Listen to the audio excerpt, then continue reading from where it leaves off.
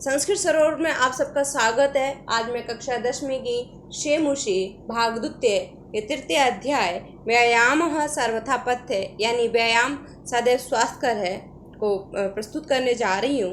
प्रस्तुत पाठ आचार्य सुश्रुत रचित सुश्रुत संहिता के चिकित्सा स्थान में वर्णित 24वें अध्याय से संकलित किया गया है।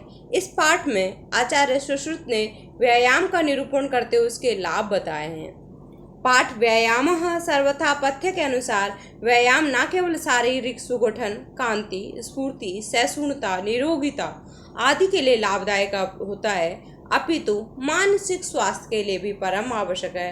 अतः सभी को व्यायाम अवश्य करना चाहिए। सुश्रुत संहिता में एक जगह कहा गया है, प्रातः काले व्यायाम नित्यम दंत विशोधनम स्वच्छ जलेन सुस्नानम विवक्षाया च भोजनम, जिसका तात्पर्य है प्रातः काल व्यायाम करना चाहिए, नित्य दांतों की सफाई करनी चाहिए, स्वच्छ जल से स्नान करना चाहिए और भूख लगने पर ही भोजन करना चाहिए, तभी हम स्वस्थ शरीर को पा सकते हैं। तो उसी श्रृंखला में ये कुछ 11 श्लोक आपके इस पाठ में दिए गए हैं, जिनको हम एक एक करके करेंगे। सबसे पहला श्लोक है हमारा, शरीर आयास जननम कर्म व्यायाम संगीतम तत् कृत्वा तु सुखम देहे विमृदनियात समन्ततः, जिसका तात्पर्य है शरीर आयास जननम कर्म व्यायाम संगीतम। ये अन्वय है, पहला अन्वय देख रहे हैं, फिर इसका अर्थ देखेंगे। सुखम तत् कृत्वा तु समन्ततः देहे विमृदनियात, इसका मतलब हुआ शरीर आयास जननन कर्म, शरीर मतलब शरीर, आयास माने परिश्रम से, जन्म मन उत्पन्न कर्म, व्यायाम संगीतम को ही व्यायाम कहा गया है। बी जमा आयाम व्यायाम, तो देखिए बी जमा आयाम, ये हो गया व्यायाम। बी में ये देखिए यहाँ पे यण संधि है, ई को बै में जो ई है इसको यह हो गया है, तो ये क्या रह गया, बै में से हमने ये हटा लिया ना ई है, तो अब आधा रह गया और ये, और इस तरह व्यायाम बन जाएगा ये। तो उसको करने के बाद शरीर से उत्पन्न श्रम, श्रम से जो शरीर से संबंधित जो श्रम है उसको करने के वही व्यायाम कहा गया है। उसको करके तत्कृत्वा सुखम देह, सुख देह को सुख मिलता है, और इसलिए समन्ततः माने अच्छी प्रकार से, बढ़िया ढंग से, मतलब पूरी तरह से विमर्दनिया, देह की क्या करनी चाहिए, मालिश करनी चाहिए, शरीर की सब ओर से मालिश करनी चाहिए। एक बार फिर से हम इसके अर्थ को देखते हैं। शरीर के परिश्रम से संबंधित एक विशेष प्रकार का कर्म व्यायाम कहा गया है, इसको करके सुख मिलता है, शरीर की सब ओर से मालिश करनी चाहिए। अब हम देखते हैं दूसरे इसके अभ्यास प्रश्न देख लेते हैं। किम कर्म व्यायाम संगीतम अस्ति, किम माने क्या, कर्म माने काम, व्यायाम संगीतम अस्ति व्यायाम संगीत है। शरीर आयास जननम, शरीर से संबंधित जो श्रम है, शरीर आयास जन्म किम भक्ति, कर्म होता है, शरीर से परिश्रम से उत्पन्न कर क्या होता है, कर्म। अब है पूर्ण वाक्य, पूर्ण वाक्य का मतलब होता है पूर्ण वाक्य में ही उत्तर देना है। समन्ततः किम कुर्यात, समन्ततः का मतलब होता है पूरी तरह से क्या करना चाहिए हमें। हमने देखा था नीचे वाली पंक्ति में श्लोकी में, समन्ततः सुखम देहम विमृदनियात, मतलब देह की अच्छे से मालिश करनी चाहिए। अब है प्रदत्त विकल्प भी शुद्धम उत्तरम चित्वा लिखा था। दुखम इति पदस्य विलोम पदम किम प्रयुक्तम, दुखम का विलोम पद क्या है, सुखम। तत् कृत्वा तु सुखम, तत् इति सर्वनाम पद कस्मै प्रयुक्तम, तत् कृत्वा तु सुखम, उसको करके सुख मिलता है, किसको कर करके, व्यायाम को करके, तो व्यायाम आ जाएगा। परितः इति पदस्य पर्याय पदम किम प्रयुक्तम, परितः का मतलब होता है चारों ओर, इसका पर्याय मतलब समानार्थक शब्द क्या आया है, समन्ततः।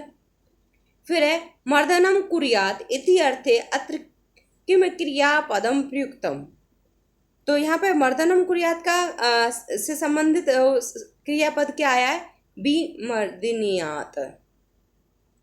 तो इस तरह ये हमारा पहला श्लोक हुआ। अब हम चलते हैं दूसरे श्लोक की तरफ, जिसको इस तरह है, शरीरोपचय कांतिर्गात्राणाम सुविभक्ता दीप्त अग्नि अम्लस्य स्त्रीत्वम लाघवम मृजा, इसका अन्वय हुआ इस तरह, व्यायामात शरीरोपचय कांति गात्राणाम सुविभक्ता दीप्त अग्नित्वम अनालस्यम स्त्रीत्वम लाघवम मृजा च जायते।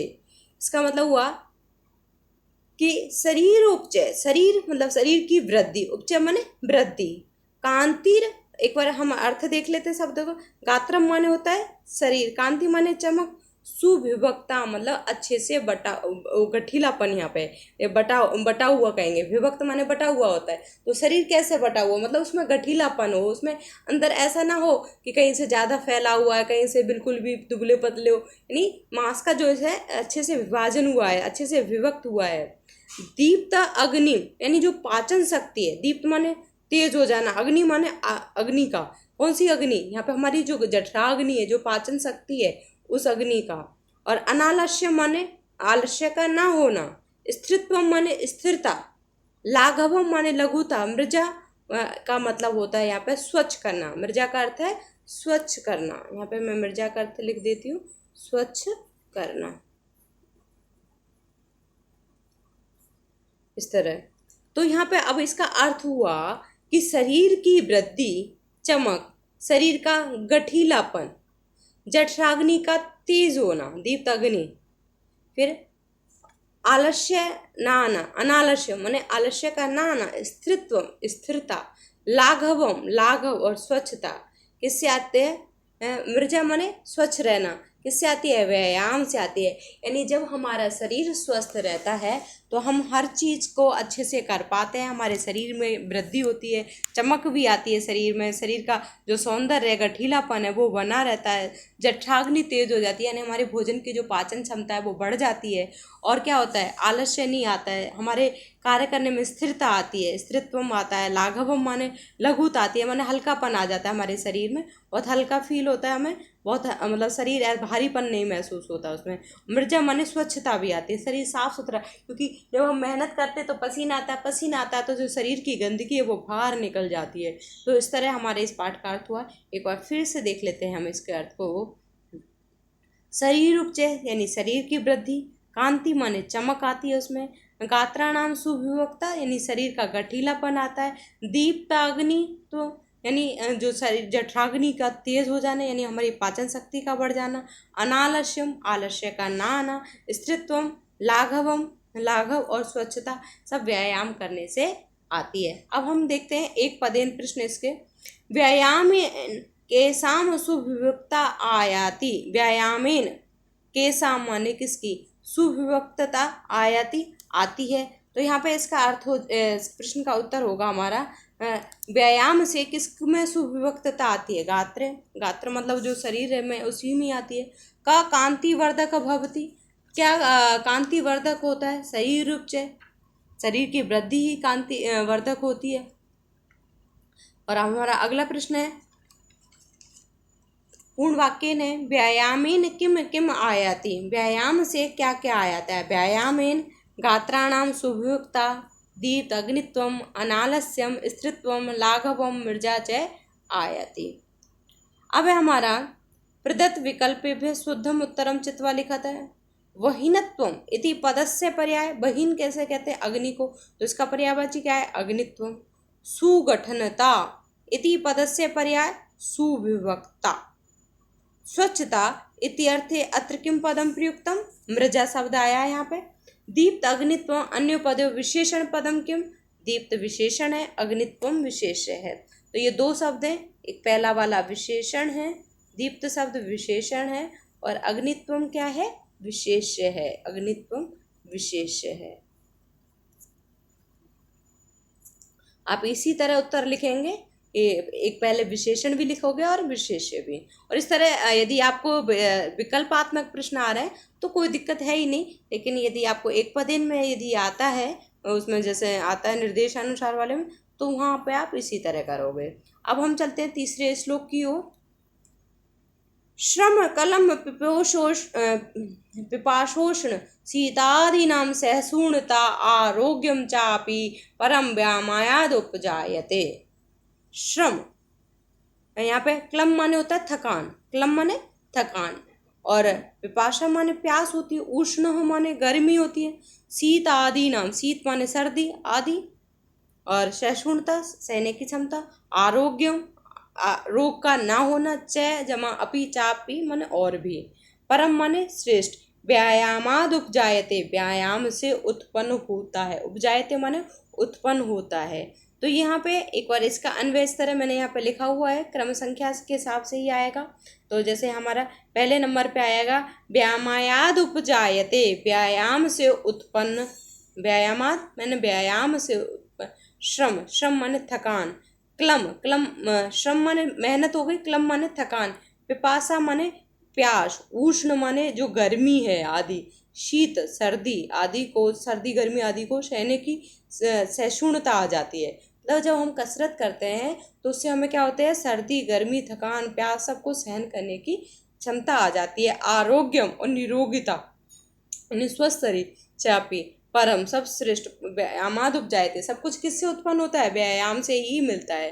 तो परिश्रम जनित थकान, श्रम क्लम, श्रम यानी श्रम माने मेहनत से, क्लम माने थकान, जो श्रम से जनित थकान है, पिपासा प्यास, गर्मी सर्दी आदि को सहन करने की क्षमता, परम आरोग्य सब व्यायाम से उत्पन्न होता है। अब इसके एक पदेन प्रश्न देख लेते हैं हम। व्यायामेन केसाम सहिष्णुता मिलती, व्यायाम से केसाम किनको सहिष्णुता मिलती, सहिष्णुता मिलती है। तो इसको किसकी, सीतादि ना, मतलब ये हमारे उसमें पहले पंक्ति में दे रखी है जिस पर 6 नंबर लिख रहा है यहाँ पे, तो या इसका उत्तर हो गया सीतादि नाम। फिर दूसरा है किम चापी व्यायामेन आयति, किम माने क्या, और भी व्यायाम से आता है, क्या आता है भाई व्यायाम से हमें, आरोग्यम, यहाँ पे ये दे रखा गया है ना, ये आरोग्यम आएगा, दूसरे का उत्तर क्या हो जाएगा, आरोग्यम। फिर व्यायामेन किम किम उपजायते, व्यायाम से क्या क्या उत्पन्न होता है, व्यायाम से अभी हमने देखा था व्यायामेन सहिष्णुता आरोग्यम और उपजायते, ये सब। और यहाँ पूरा भी हम यहाँ पे इस तरह उसके अन्वय के हिसाब से लिख सकते हैं कि श्रम क्लम पिपाशोष्ण शीतादि नाम सहिष्णुता अपीच परम आरोग्यम व्यायामाद उपजायते, इस तरह इसके हम पूरा भी लिख सकते हैं।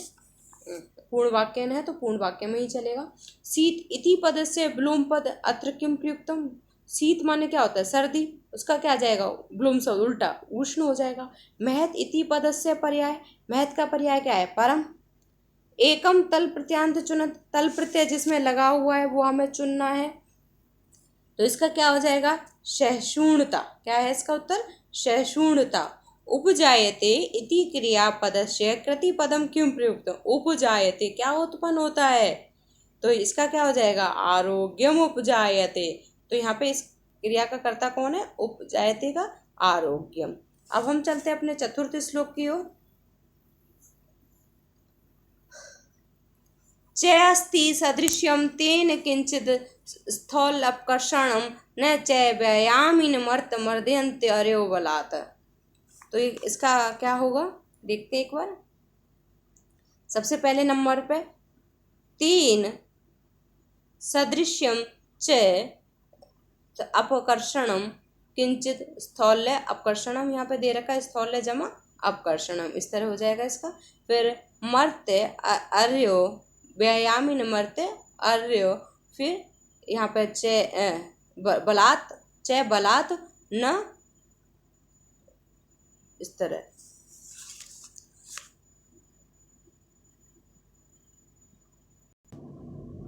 तो इसका अर्थ इस तरह होगा, पहले नंबर पे जैसे हमने लिया तेन सदृश्यम, उसके समान, तेन यहाँ पे बात हो रही है व्यायाम की, तो उसके समान स्थौल्य अपकर्षणम, स्थौल्य अपकर्षणम का मतलब होता है स्थूलता, यानी जो मोटापा होता है उसको दूर करने वाला, अपकर्षणम माने घटाने वाला या दूर करने वाला, किंचित च नास्ति और कोई भी नहीं है, यानी जो व्यायाम है वही मोटापे को सब कम करने वाला सबसे अच्छा साधन है, उससे उत्तम कोई साधन है ही नहीं है। और फिर और क्या बता रहे हैं कि व्यायामिनम यानी जो व्यायाम करने वाला है, मर्त्य माने मनुष्य, मर्त्य का मतलब क्या होता है, मनुष्य, मर्त्य माने होता है मनुष्य है, व्यायाम करने वाला मनुष्य, अर्य मन उस व्यायाम करने वाले मनुष्य, अर्य माने शत्रु, यहाँ पे आ जाएगा। फिर बलात् माने बलपूर्वक, न मर्दंती नष्ट नहीं कर सकता। यानी इसका अर्थ ये हुआ कि इस व्यायाम के समान मोटापे को कम करने वाला कोई दूसरा साधन नहीं है। व्यायाम करने वाले व्यक्ति को शत्रु बल से नहीं पछाड़ सकते हैं। तो यानी हमारे इस कसरत करने से, व्यायाम करने से हमें बहुत फायदे हैं। तो अब इसके हम अभ्यास प्रश्न देख लेते हैं। व्यायामिन सदृश किम नास्ति, व्यायाम के सदृश किम नास्ति, क्या नहीं है। स्थौल्यपकर्षण, उस मोटापे को दूर करने वाला कोई और साधन नहीं।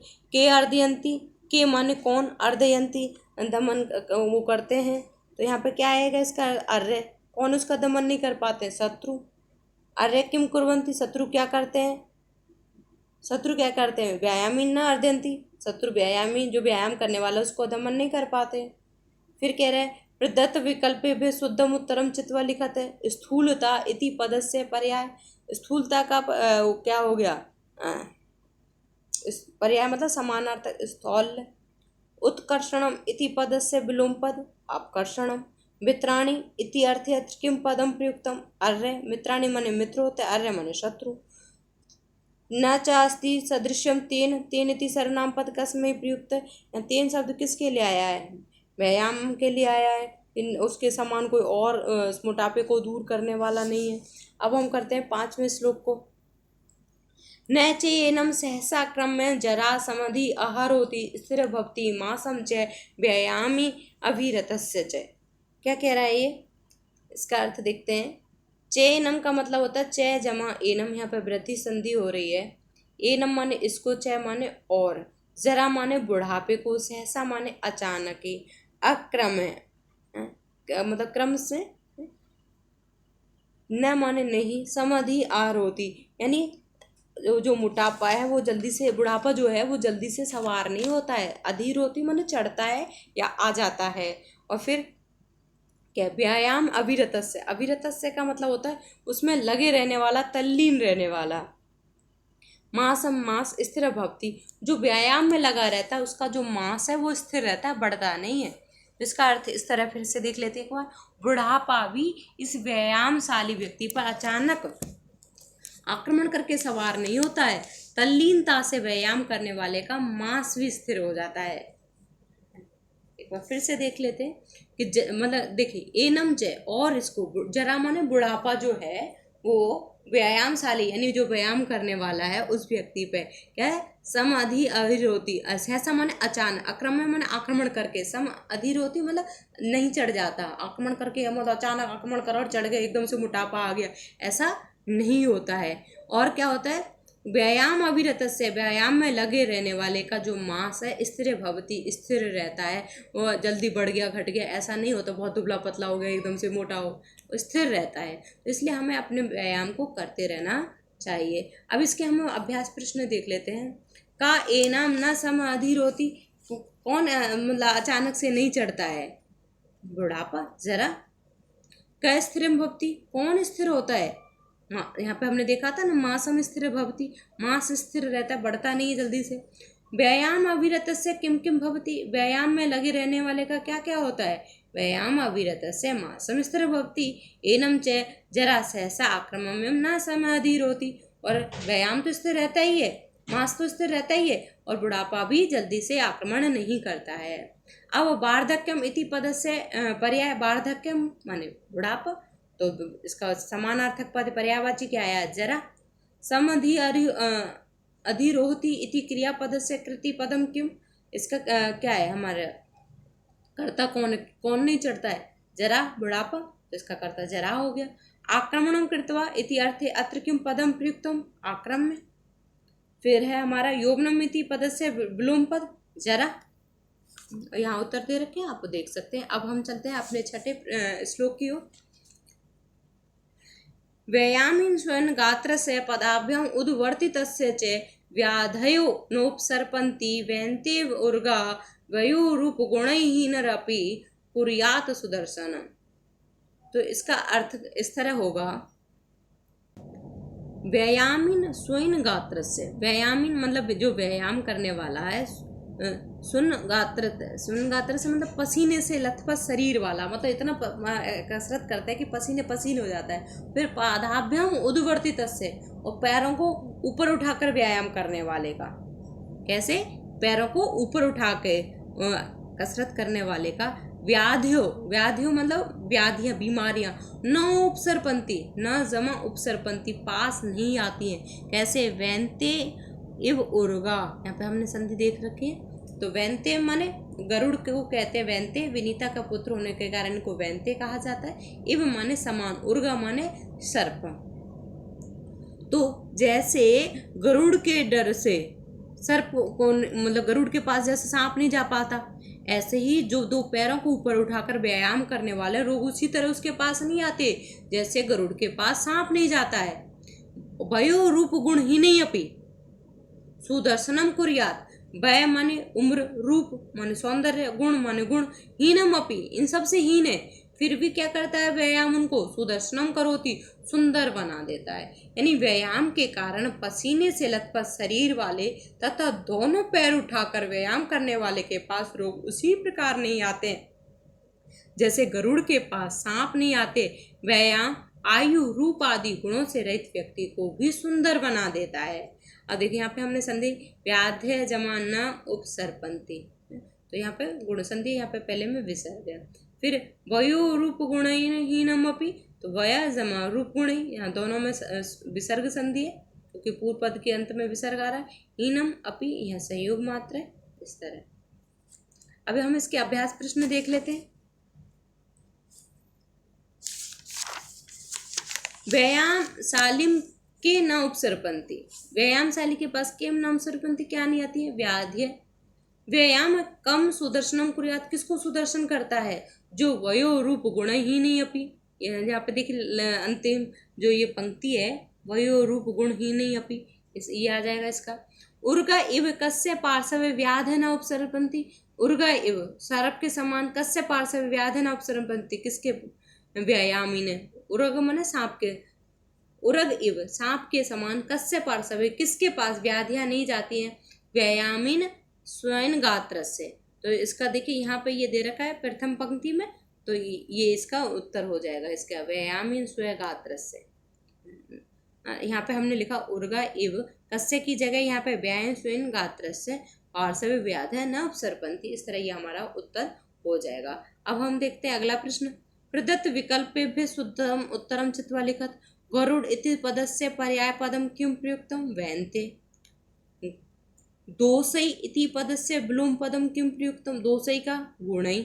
देखिए यहाँ पे भी तृतीय बहुवचन है, दोषई गुणई। आप ऐसे विभक्ति का प्रयोग के द्वारा पहचान सकते हैं, आपको आना चाहिए, दोष मतलब गुण।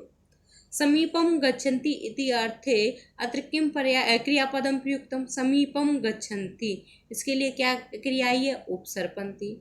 कुर्यात इति क्रियापद से कृतिपदम किम प्रयुक्तम, कुर्यात इति क्रियापद से कृतपदम कौन है, यहाँ पे कर्ता कौन है, व्यायाम।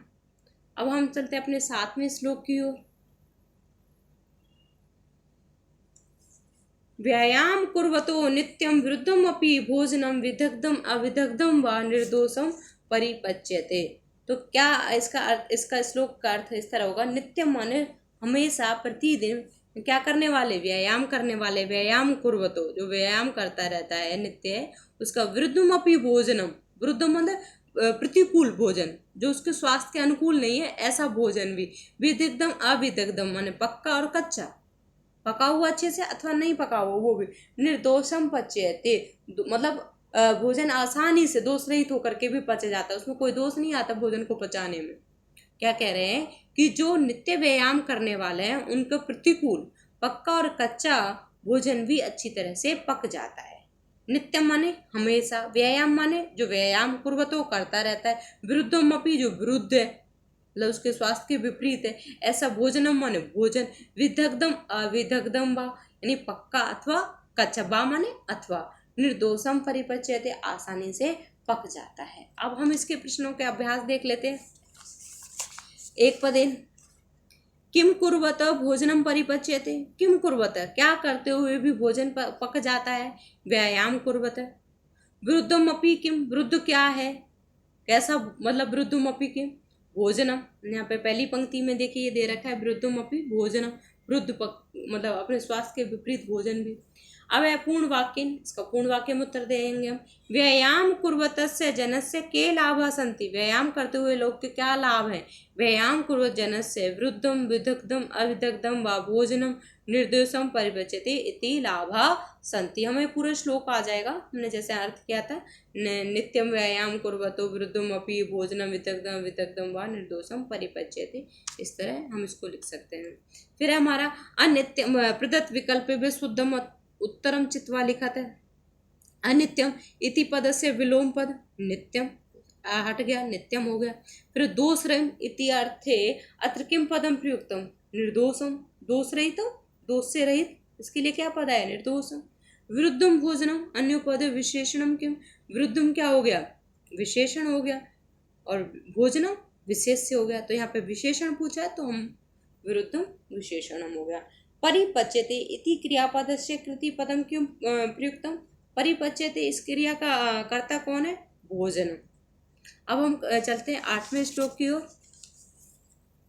व्यायामो ही सदा पथ्यो वलीनाम स्निग्ध भोजीनाम स च शीते वसंते च तेषां पथ्यतम स्मृतः है।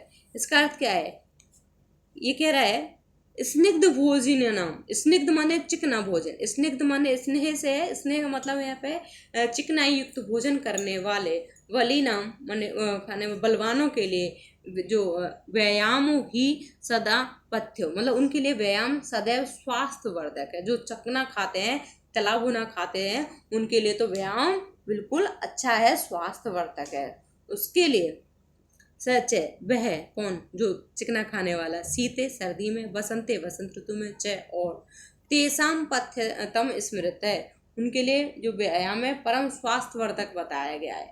एक बार फिर से देख लें, चिकनाई युक्त वाले भोजन खाने वाले बनवालों के लिए व्यायाम सर्वथा स्वास्थ्यवर्धक है, उसके लिए सर्दी वसंत आदि सभी ऋतुओं में व्यायाम परम स्वास्थ्यवर्धक बताया गया है। अब हम इसके अभ्यास प्रश्न देख लेते हैं।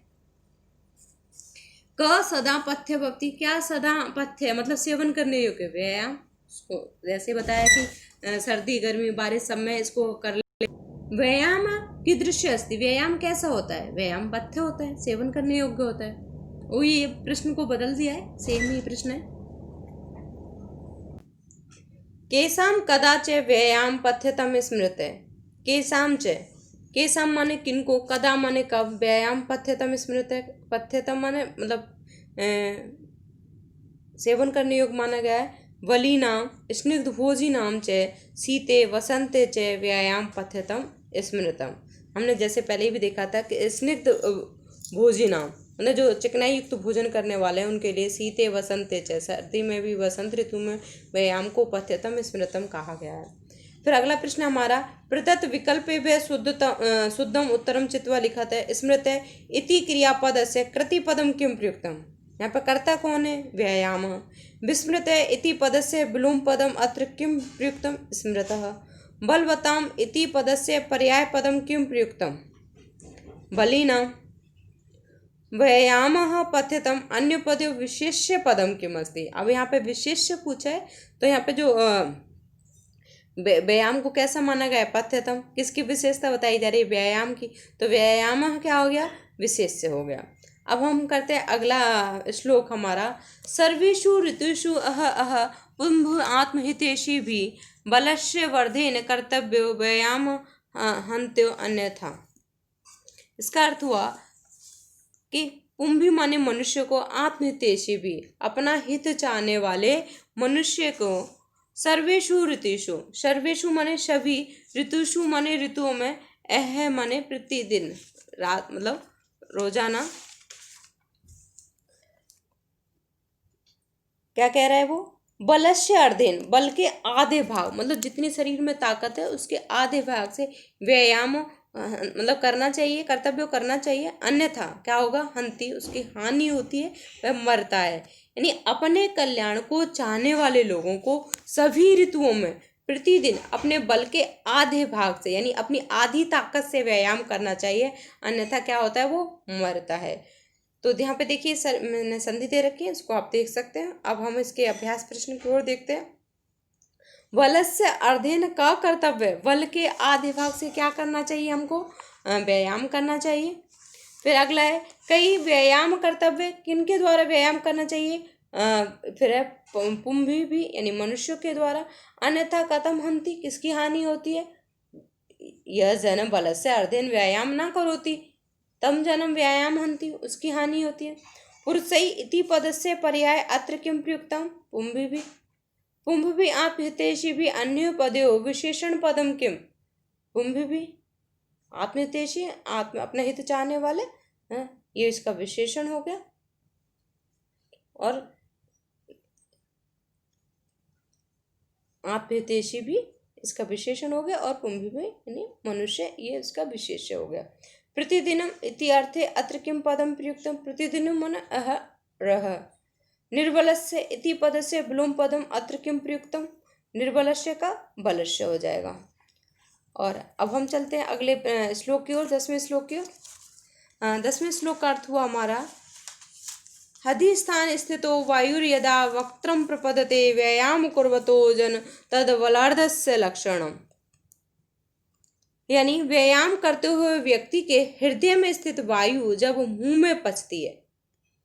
क्या व्यायाम? पहले नंबर पे व्यायाम कुर्वतो माने करने वाले, जंत मन मनुष्य के द्वारा, हृदय स्थान स्थित वायु, हृदय में स्थित स्थान, वायु मन हवा, यदा माने जब, वक्त्रम कहते हैं मुंह को, प्रपदते माने पचती है, जब मुंह में पचती है तो वह बल का, बल से अर्ध लक्षणम, बल का आधा लक्षण है। यानी हमें कैसे पता चलेगा कि हमने अपने बल के आधे, यानी जो हमारी शरीर की ताकत है उसके आधे ताकत के बराबर काम किया है, कसरत की है कि नहीं? तो क्या कह रहे हैं? व्यायाम करते हुए व्यक्ति के हृदय में स्थित वायु जब मुंह में पहुंचती है तो वह बल का आधा लक्षण है।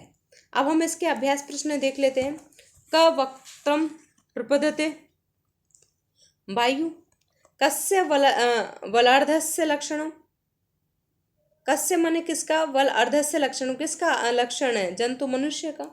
व्यायाम कुर्वते जंतु किम लक्षणम? व्यायाम करने वाले मनुष्य का क्या लक्षण है? तो वो क्या कह रहे हैं कि यदा हृदय स्थान स्थितो वायु यदा वक्त्रम प्रपदते तद व्यायाम कुर्वतो जन तद बलार्धस्य लक्षणम। मुखम इति पदस्य पर्याय पदम किम प्रयुक्तम? वक्त्रम, मुख के लिए क्या पर्यायवाची है? वक्त्रम यानी मुख होता है, उसका अर्थ भी। प्रपदते इति क्रियापदस्य कृतिपदम किम प्रयुक्तम? यहाँ पे क्या है? वायु। आस्थित वायु अन्य पदे विशेष्य पदम किम? वायु। प्राणीन इति अर्थे अत्र किम पदम प्रयुक्त? जंतु। अब हम 11वें श्लोक को देखते हैं। वयोबल शरीराणि देश काल स्नानी च समीक्ष्य कुर्याद व्यायाम अन्यथा रोगम आपनुयते। क्या कह रहा है कि वय माने उम्र, बल माने ताकत, शरीर रानी, देश काल स्नानी च, देश काल और आदि को परख करेगी। वो स्नानी माने भोजन च, उनको समीक्षा माने समीक्षा करके, सम जमा इच्छे यानी चारों तरफ दे करके, यानी अच्छे से परीक्षा करके कि कुर्याद करें, व्यायाम कुर्याद व्यायाम करें। अन्यथा रोगम आपनुयात, रोगम रोग को ही प्राप्त होगा। यानी हम ऐसा नहीं है कि बस कसरत करने लगे, हम क्या करना चाहिए? हमें आयु, बल, आयु कितनी है, उम्र के हिसाब से वो बल कितना, हमारा शरीर कैसा है, देश कौन सा है, काल कैसा है, भोजन आदि को परख कर ही व्यायाम करना चाहिए, अन्यथा वह रोगी हो जाएगा। अब हम इसके अभ्यास प्रश्न कर लेते हैं। पहला है समीक्षम किम कुर्यात? समीक्षा माने समीक्षा करके क्या करना चाहिए? व्यायाम। देश काल कानी च समीक्षा व्यायाम कुर्वात, देश काल आदि की परीक्षा करके किम मतलब समीक्षा व्यायाम कुर्यात। कानी च और क्या है? कानी च का मतलब होता है कानी, तो स्नानी, यानी भोजन आदि का भी हम परीक्षण करके ही करें। कानी कानी समीक्षा व्यायाम कुर्यात, किस किस की समीक्षा करें? वयो बल शरीराणि देश काल स्नानी च समीक्षा व्यायाम कुर्यात। निरोगम इति पदस्य विलोम पदम अत्र किम प्रयुक्तम? रोगम। गात्राणि इति पदस्य पर्याय पदम अत्र किम? तो गात्राणि के लिए क्या आया है? शरीराणि। आपनुयात इति क्रियापदस्य कृति पदम किम भविष्यति? व्यायामशील। समीक्षां कृत्वा इति अर्थे अत्र किं पदं प्रयुक्तम? समीक्षा। अब हम इसके जो प्रश्न हैं उनको देख लेते हैं। जो बाद में प्रश्न दे रखे होते हैं उनको एक बार हम अभ्यास करते हैं। अधोलिखित प्रश्नानाम उत्तराणि संस्कृत भाषाया लिखे। कीदृश कर्म व्यायाम संगीतम कथ्यते। कीदृश कर्म, कैसा कर्म व्यायाम संगीत कहा गया है? तो इसका उत्तर होगा शरीर आयास जन कर्म व्यायाम संगीतम कथ्यते। फिर है दूसरा प्रश्न, व्यायामात किम उपजायते। व्यायाम से क्या उत्पन्न होता है? व्यायामात श्रम क्लम पिपाशा उष्ण शीत आदि नाम सहिष्णुता परम आरोग्यम च उपजायते। जरा कस्य सकाशम सहसा न समाधिरोति। बुढ़ापा किसी को अचानक नहीं आता है। जरा व्यायाम अविरतस्य, यानी जो व्यायाम में लगा रहता है। सकाशम सहसा न समाधिरोति। बलस्य अर्धेन, अर्ध बल यहाँ पे कह रहा है केता बलेन व्यायाम कर्तव्य, कितने बल से हमें, तो बलस्य अर्धेन व्यायाम कर्तव्य। फिर अगला है अर्धबलस्य लक्षणम किम। आधे बल की पहचान क्या है? व्यायाम कुर्वतो जंतु हृदय स्थान अस्थित वायु यदा वक्त्रम प्रपदे तद अर्धबलस्य लक्षणम। जब व्यायाम करते हुए हृदय स्थित वायु जब मुंह में पहुंच जाए तो समझो वो बल का आधा लक्षण है। फिर प्रश्न दूसरा है हमारा, उदाहरण अनुसृत्य कोष्टक गतेषु पदेषु तृतीय विभक्ति प्रयुज्य रिक्त स्थानानि पूर्यते। यानी रिक्त स्थानों में हमें यहाँ पे तृतीय विभक्ति का प्रयोग करना है। जैसे व्यायाम इनम अपि सुदर्शनम करोति, यहाँ पे गुण है तो गुण का गुण ही हो जाएगा।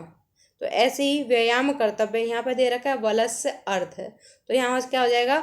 बलस्य अर्धेन। क्या हो जाएगा इसका? बलस्य अर्धेन। फिर अगला प्रश्न देखते हैं हम इसी में। देखिए यहाँ पे उत्तर दे ही रखे। तो फिर है सदृशम किंचित स्थौल्यपकर्षणम नास्ति व्यायामेन। फिर है विना जीवनम नास्ति, किसके बिना? विद्याया बिना जीवनम नास्ति। किसके बिना? विद्याया बिना जीवनम नास्ति। फिर है से खंज अस्ति, बिना के युग में यहाँ पे तृतीय आई विद्या में से खंज अस्ति। खंज माने होता है लंगड़ा, तो यहाँ पे जब कोई येन अंगेन विकारण वहाँ पे तृतीय आती है। और इस तरह यहाँ पे क्या आ जाएगा? यदि एक चरण में पैर की बात होती है तो चरण इन आ जाएगा, और दो की बात होती है तो चरणाभ्यम खंज अस्ति। सुपकार भोजनम जिग्रति, यहाँ पे नासिका है, यहाँ पे क्रिया की सिद्धि में सहायक है इसलिए नासिका में तृतीय आ जाएगी और क्या हो जाएगा? नासिकया। इस तरह यहाँ पे तृतीय विभक्ति का प्रयोग हुआ। अब है स्थूल पदम आधारित प्रश्न निर्माण करते शरीर से। तो हमें प्रश्न निर्माण करते हुए उत्तर में विभक्ति को देखना होता है कौन से पुरुष कौन से वचन में है, और उस हिसाब से हमें प्रश्न शरीर से पुल्लिंग में, तो शरीर में षष्ठी विभक्ति एक वचन दे रखा है तो प्रश्न निर्माण होगा कस्य। अर्य व्यायामी न अर्धयंती, अर्य यानी बहुवचन में पुल्लिंग में, तो क्या आ जाएगा यहाँ पे? यहाँ पे आ जाएगा के, कह कहूँ के। इस तरह आत्महितैषी भी यहाँ पे ये भी पुल्लिंग में ही है, तृतीय व्यक्ति बहुवचन है तो यहाँ पे कई हो जाएगा। फिर है व्यायाम कुर्वत वृद्धम भोजनम अपि परिपच्य। वृद्धम तो इसका क्या हो जाएगा? कीदृशम भोजनम अपि पच्यते। गात्राणाम षष्ठी बहुवचन है तो केसाम सुविभक्ता व्यायामेन संगीतम संभवते। अगला प्रश्न हम देखते चौथा। यहाँ पे अव्यय नाम रिक्त स्थानेषु प्रयोग करते। अव्यय, अव्यय मतलब होता है वे शब्द जिनमें शब्द रूप और धातु रूप नहीं चलते, जैसे हैं वैसे ही बने रहते हैं। जैसे सहसा का मतलब होता है अचानक, अपि का मतलब होता है भी, सदृश माने समान, सर्वदा माने हमेशा, यदा माने जब, सदा माने हमेशा होता है अन्यथा। तो व्यायाम कर्तव्य, क्या करना चाहिए? सदा व्यायाम कर्तव्य। अब देखिए यहाँ पे जो दूसरा है, यहाँ पे ये वो आया है यदा मनुष्य सम्यक रूपेण व्यायाम करोति तदा से सर्वदा स्वस्थ तिष्ठति। यहाँ दो अव्यय शब्दों का प्रयोग हो रहा है। व्यायामेन असुंदरा, असुंदर भी सुंदरा भवति अपि, यहाँ पे आ जाएगा ग में अपि। व्यायामीन जनस्य सकाशम वार्धक्यम सहसा नायति। व्यायाम करने वाले व्यक्तियों को जो बुढ़ापा अचानक नहीं आता है। व्यायामेन सदृशम किंचित स्थौल्यपकर्षणम नास्ति। व्यायाम समीक्षा में कर्तव्य अन्यथा व्याध आयंती। व्यायाम को भी समीक्षा मतलब समीक्षा करके ही करना चाहिए, नहीं तो व्याधियाँ आ जाती हैं। यहाँ पे क्या कह रहा है 5वें श्लोक में कि अधोलिखित सु तद्धित पदेशु प्रकृति प्रत्यम च पृथक कृत्वा लिखत है। यानी यहाँ पे उसको जो प्रकृति है मूल शब्द है और उस प्रत्यय जो लगा हुआ उसको अलग करना है। जैसे पथ्यतम है, यहाँ पे क्या है, पथ्य मूल शब्द है और तम पे प्रत्यय है। सहिष्णुता में सहिष्णु मूल शब्द है, सहिष्णु और तल प्रत्यय है। जैसे अग्नित्व में अग्नि मूल शब्द है और त्व प्रत्यय है। स्त्रीत्व में भी त्व है।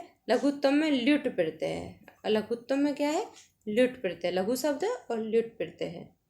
स्त्रीत्व में स्थिर और त्व। अब हम चलते हैं अगले छठे प्रश्न की ओर। ये कह रहा है, इससे का ही भाग है ये, अधोलिखित कृदंत पदेशु मूल धातु प्रत्यय च पृथक कृत्वा लिखत है। पृथक मतलब अलग, कृत्वा माने करके लिखिए। कर्तव्य है, इसमें क्या है, क्री धातु और तब्यत प्रत्यय है। क्या है कर्तव्य में, क्री धातु और तब्यत प्रत्यय है। जैसे भोजनम में भुज धातु ल्युट प्रत्यय है।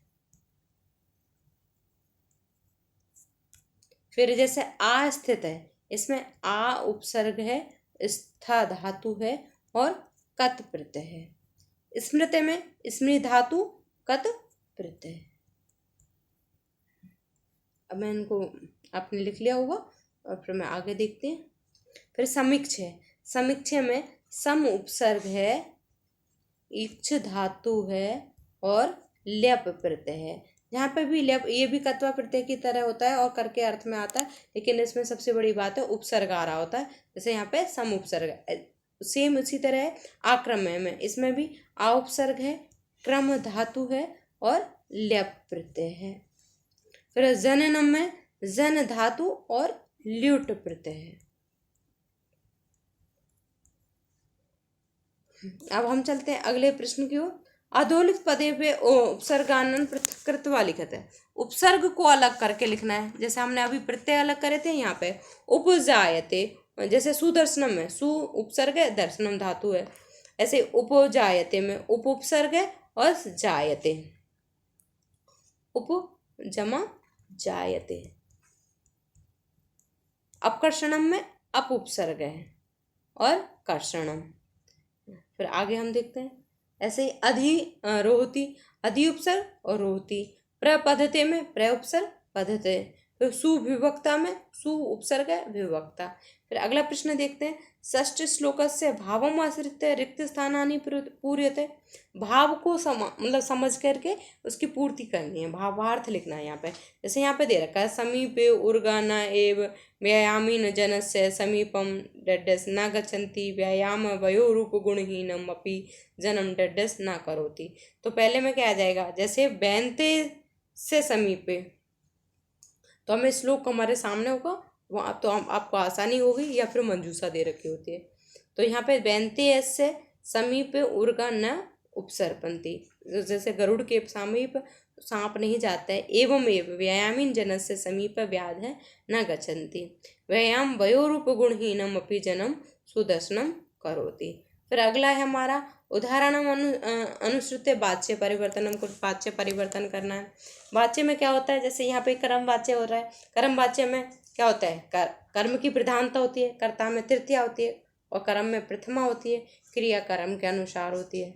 और कृत्यवाच्य में कर्ता में प्रथमा विभक्ति होती है, कर्म में द्वितीय होती है और क्रिया कर्ता के अनुसार होती है। और इसको और अच्छे से समझने के लिए आप वाच्य वाली वीडियो देखोगे तो आपको वहाँ पे और अच्छे से समझ में आ जाएगा। एक बार उसको भी ज़रूर देखिएगा, क्योंकि आपको ये 5 नंबर का आता है। और यहाँ पे क्योंकि मैं इससे विस्तार से समझाऊंगी तो हमारे प्रश्न का मूल उद्देश्य है वो समाप्त हो जाता है। तो आप वाच्य वाली मेरी वीडियो जरूर देखें। आत्महिते से भी व्यायाम क्रियते, यहाँ पे देखिए आत्महितेशी भी तृतीय विभक्ति दे रखी है, व्यायाम क्रियते, और क्रिया क्या होती है, आत्मनेपदी में होती है यहाँ पे।